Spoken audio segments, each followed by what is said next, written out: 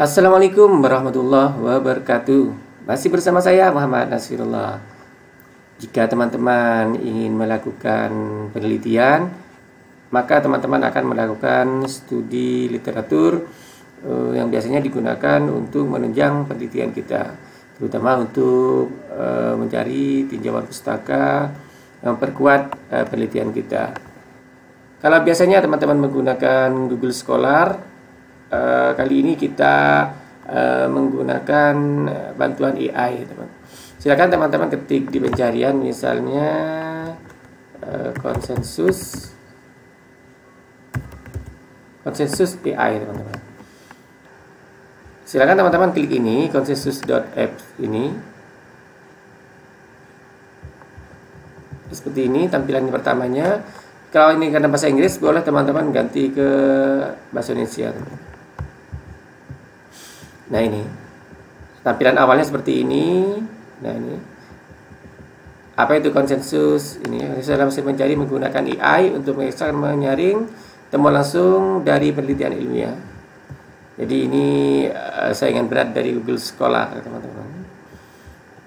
Ini apa yang membuat konsensus berbeda kalau kita menggunakan yang biasa, gunakan Google. Ini pencarian yang didukung iklan, ya, hasil berdasarkan apa yang akan menghasilkan uang paling banyak, ya, di sini. Kalau kita menggunakan konsensus adalah hasil berdasarkan bukti dari studi peer review.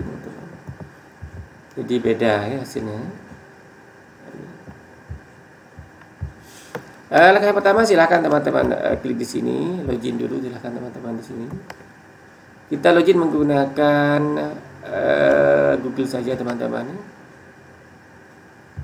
Karena kita pakai email saya.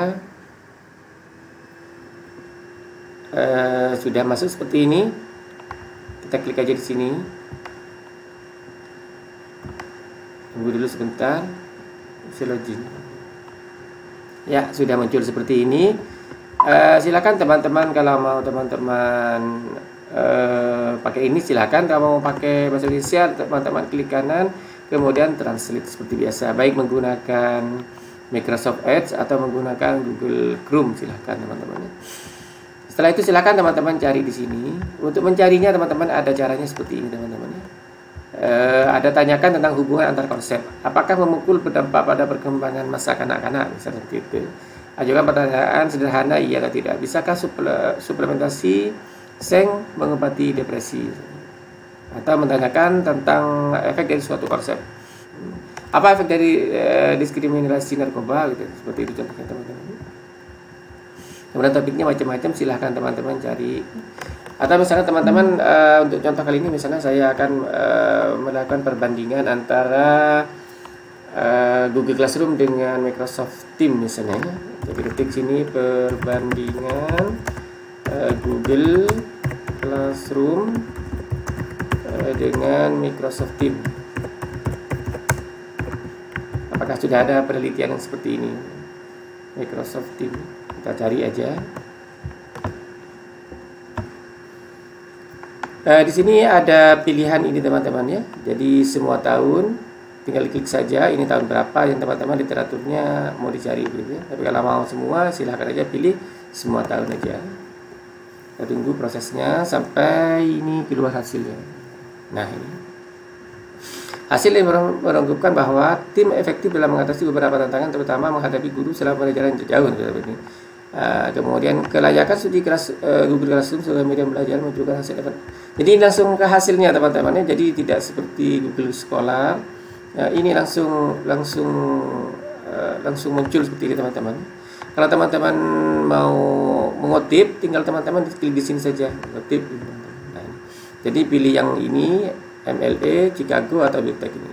Jadi kalau teman-teman pakai yang ini, tinggal teman-teman salin saja. Tinggal teman-teman salin ke Microsoft Word-nya, teman-teman. Buat ini, ya, sudah ada. Modelnya sama seperti ini, teman-teman. Jadi citasnya seperti ini. Mantap, teman-teman, ya. Jadi lebih mudah, teman-teman tidak usah bikin lagi model seperti ini, tinggal salin teks saja, ya. Keren, teman-teman. Kalau teman-teman pengen hasil yang lebih lengkap, teman-teman klik aja ini.